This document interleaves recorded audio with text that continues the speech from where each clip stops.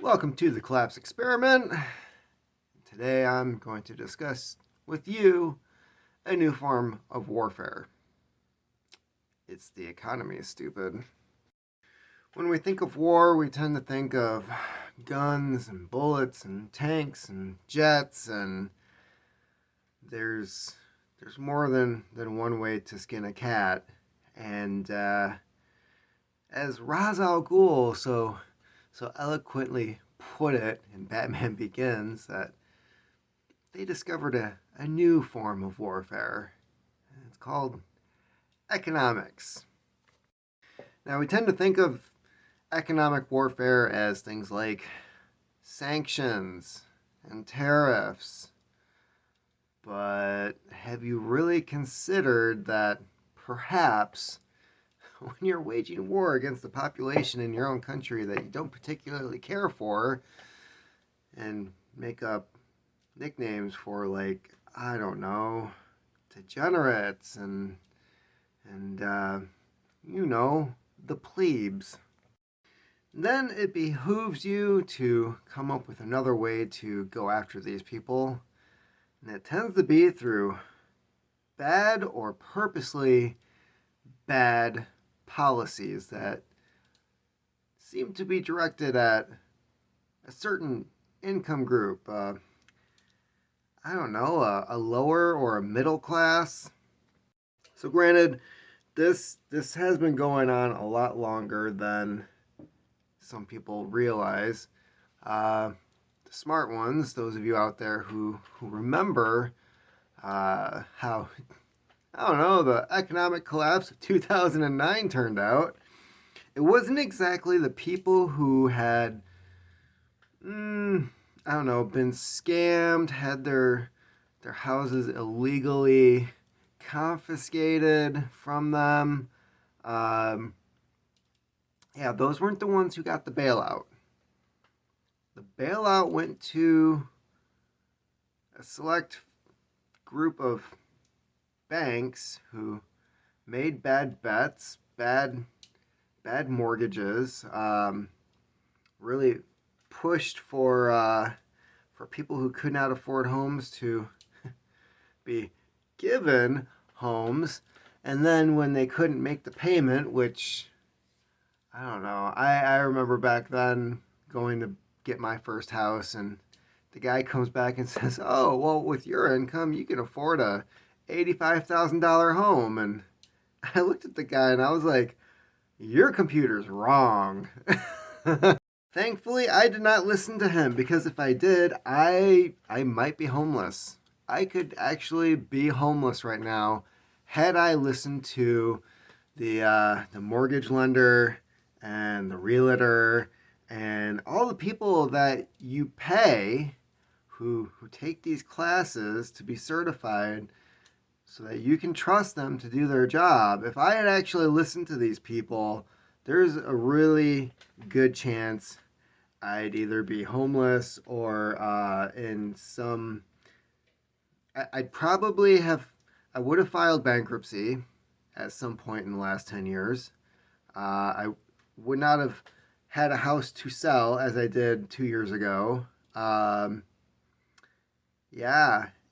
Things would have been a lot different. And unfortunately, a lot of people listen to the same people that I was like, you are, yeah, okay, you try being a janitor on $12 an hour and see how far you can get with buying a house. So we have these people in charge creating these bad policies, making it legal to scam the lower and middle class out of what money they have, while wages remain stagnant. The value of the dollar keeps being depleted by the day, it seems like. And this war is only ramping up. We saw not even a year ago where people were being forced out of their jobs if they didn't go through a certain medical procedure. And the one where the papers are finally being released by a court order. Yeah, that one. Yeah, people lost their jobs, their livelihoods. Some of them probably lost their homes. Many probably ended up or are going through currently a divorce, which that's a huge financial impact because a group of idiots decided you have to have a medical procedure, which, according to all the statistics, did absolutely nothing to stop the pandemic. So, yeah, I would consider that an economic form of warfare. And if you don't believe me on whether or not this is actually happening, let's consider this, okay?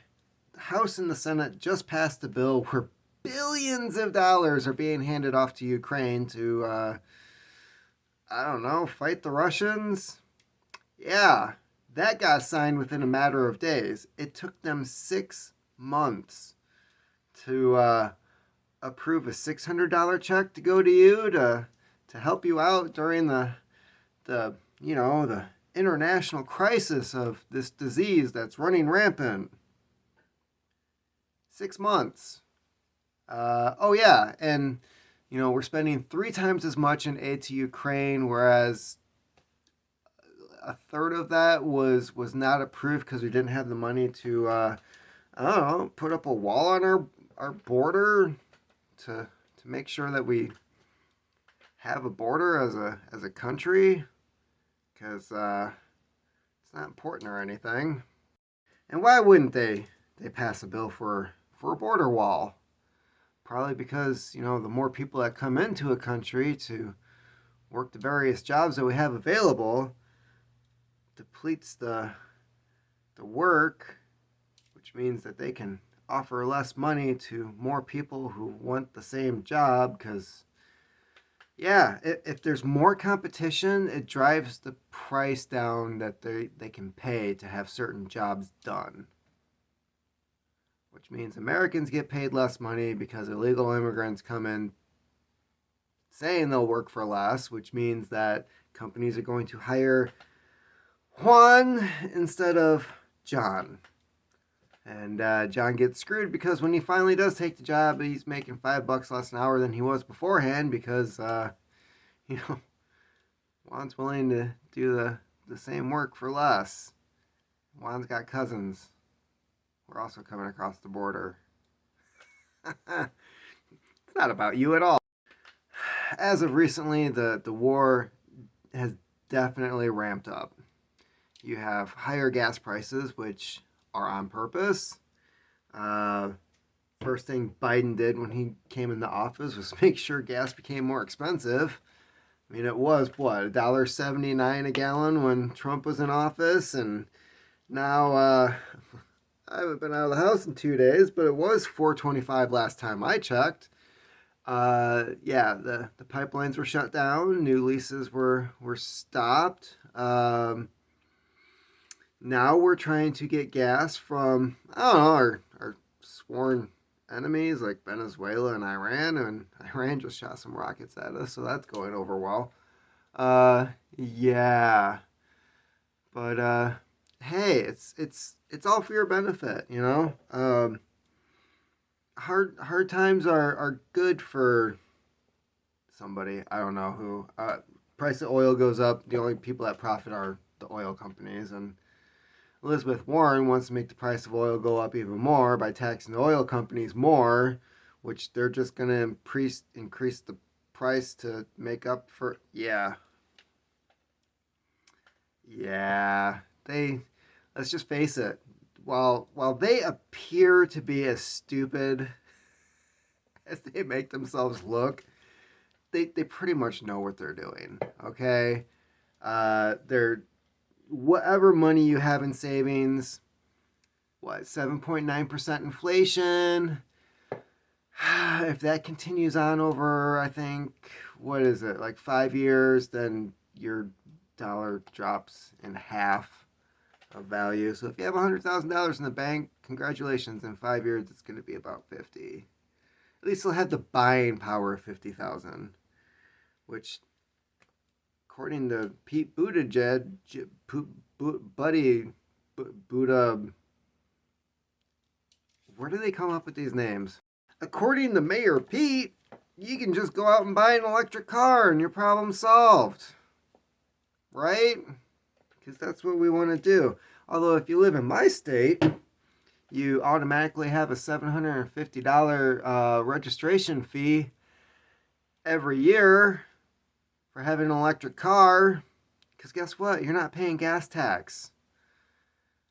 So guess what? You buy an electric car, they're still gonna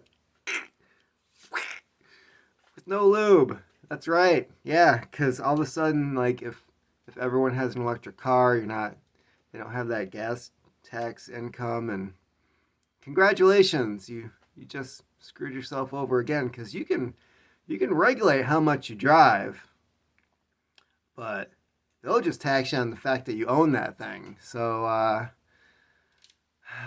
awesome.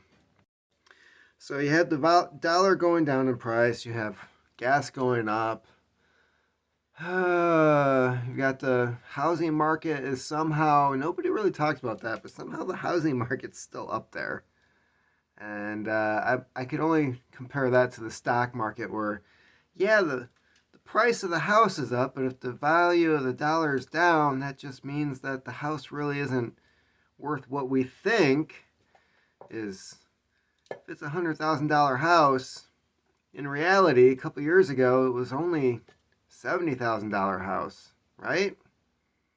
So it's not that the housing market's going up; it's just the value of the dollar is going down, and it just seems like that's exactly what they want. I mean, why would you? If our economy is based on the petrodollar, why are you trying to kill the thing that your money's based on? So I'm going to end this video on a message that I think a lot of my videos are having lately, which is just pointing out, and this is a simple fact, that the people in charge do not care about you. They never have, they never will. It's all about securing them in their position of power. And they lie to you and they make you think that they're there for your best interest, and they don't care about you. They don't. And what they care about is getting power, staying in power, and that's really about it.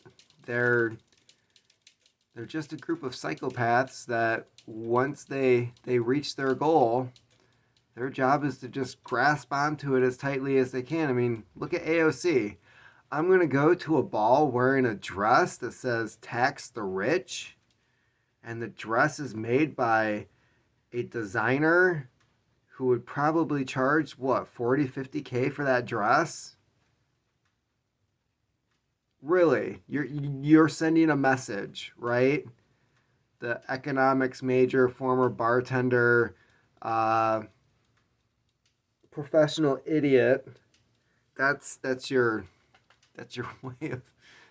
If she had taken a dress from Walmart, got a magic marker from a couple aisles over, did the same thing, and made it at home by herself and gone to the same ball,